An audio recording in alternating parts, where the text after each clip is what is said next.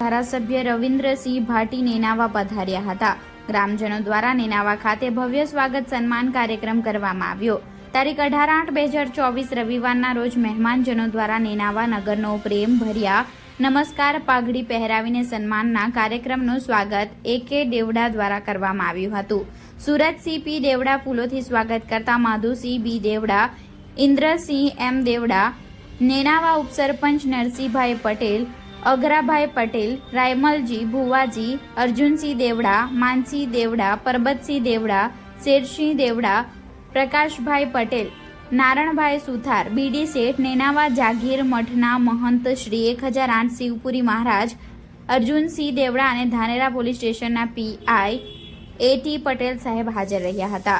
Reporter Ramesh Trivedi, Gujarat crime news, Dhanera.